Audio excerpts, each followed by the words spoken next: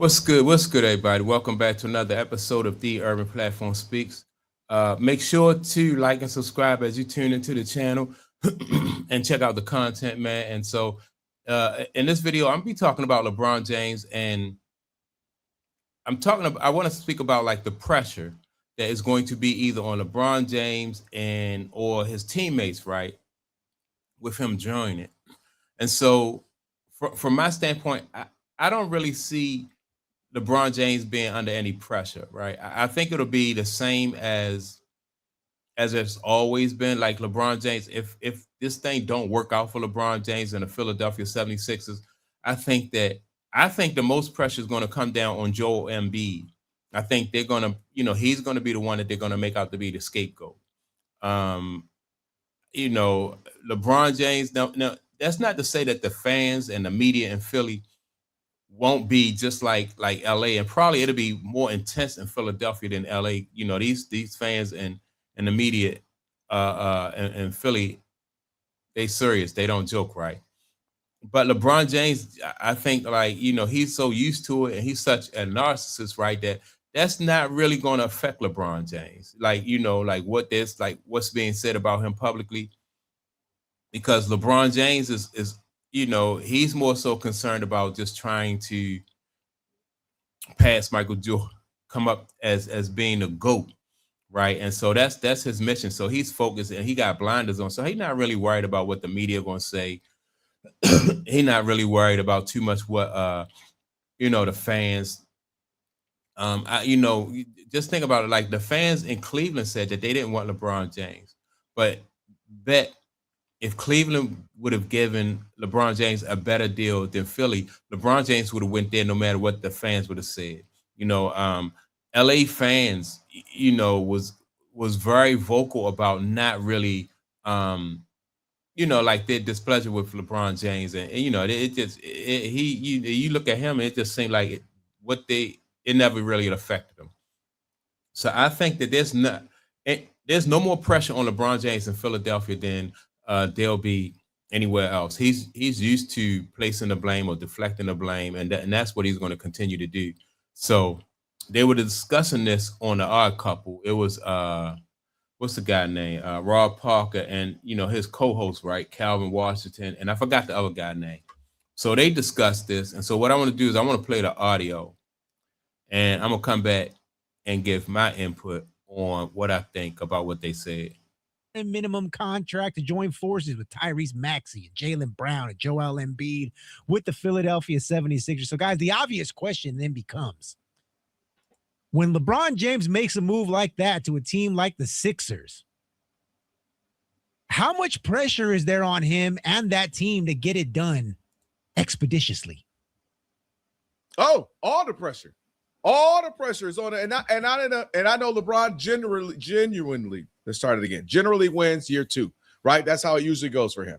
You go to Miami, you get to the finals year one, but you don't win it to year two. You go to LA, takes year two. You go, I miss going back to Cleveland year two. But this is a little different in that this is carved out, Rob G and Rob, where it's ready right now. It's tailor-made. They didn't have to gut the team, right? All right, we had to do all this stuff to get LeBron, and now we don't have anybody else. We got to build this thing up. This is tailor-made for him to win. So where's the right pressure now. Then? Where's the pressure?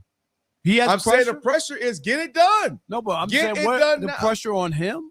I mean, he's got this other team that I'm saying on Philly, like on the Philadelphia 76ers to win this, and I'll say LeBron. You went to Philly to win. You didn't go to state where we all would have known it would have been at be with friends. Well, how cool would it be? Okay, so if he doesn't win, where are we? It's a disappointment. Okay. Absolutely. LeBron. I think I disagree with this guy, Calvin Washington, right? Like it is a disappointment, but like I said, LeBron James won't feel that pressure because they're going to.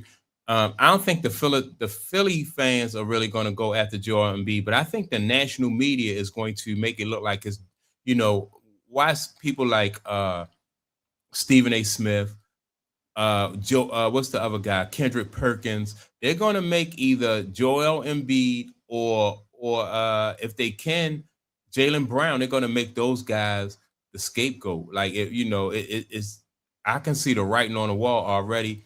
Not just because of that, but because of past patterns, right?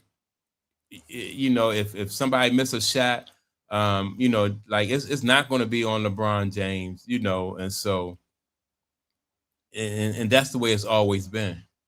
Listen, he could have stayed in LA, Rob, and got to the second round. Right? You know what I'm saying? Oh, okay, cool. What if they lose? I mean, they could lose in the finals. They could lose in the. Well, I mean, if you at least you got to the final, I'll give you that. But my point is, it's finals or bust for them. Absolutely. For This is Tom LeBron Brady. losing in another finals, I don't think that's good. I really don't. I don't. Right, that's not his goal to lose. But I'm saying you got to get to the finals. Finals or bust. And if you got to look at this as Tom Brady. Tom Brady leaves the Patriots to go to the Bucks to win, to get there to win. He did everything he did. He got Rob Gronkowski. He got Antonio Brown. They had an insane defense, as we all know. They had Mike Evans, had a bunch of talent around them. Let's go win this thing, and they did. And that's how I'm looking at LeBron. Well, let me just say this: like what Tom Brady did went to the Bucks.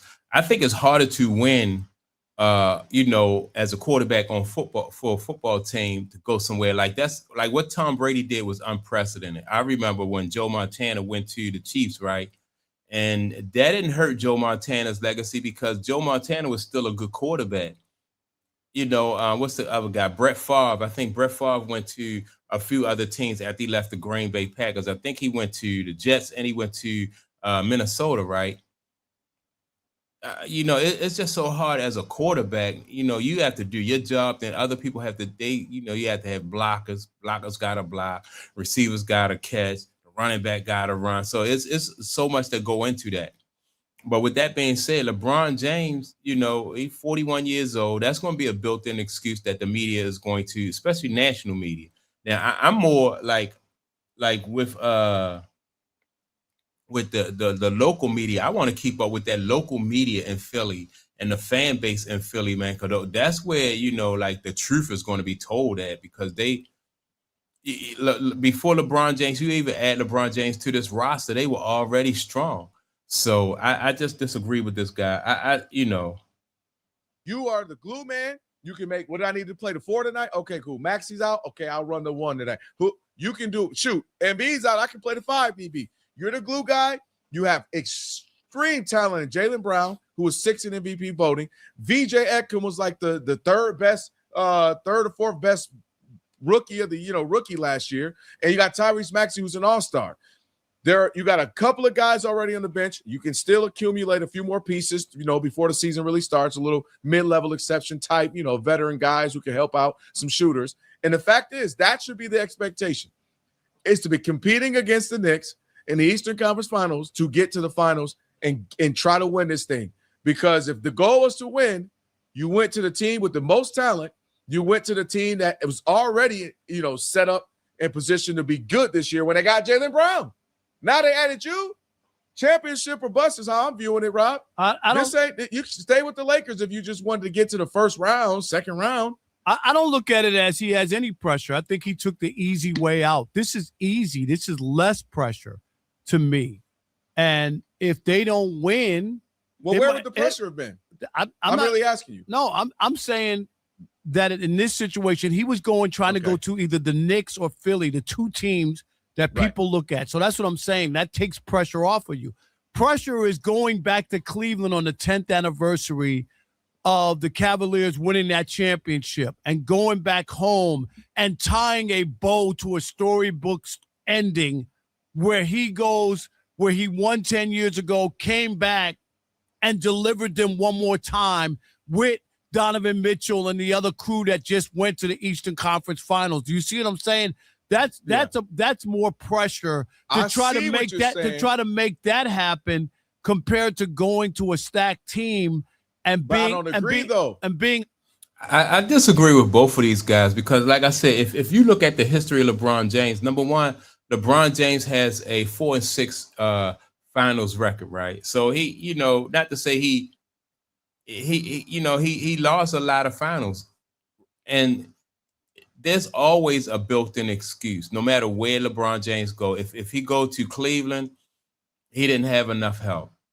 You know, by him being with the Sixers, you know, Joel Embiid only played like 38 games last year, right? And so It's either going to be about Joel Embiid, or it might be about Jaylen Brown shooting too much, him and Maxey taking too many shots and stuff like that. So, and listen to how when you like already when I'm listening to Kendrick Perkins talk, and they already bringing up the fact that Joel Embiid only played 38 games, and so they planting those seeds early right now, like in the off season.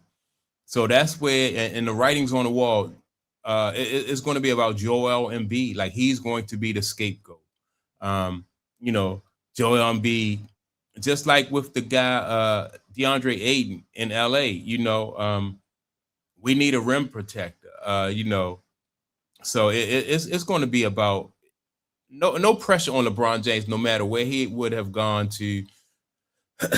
Had he gone to Golden State, it's like, all these guys are over the hill, and now there's not enough support for LeBron James, right? So I just think that LeBron James, this is how he's done things throughout his career. He's needed help, and when he didn't make it, then it was the help fault. It's not LeBron James' fault. So, and I think that trend will continue.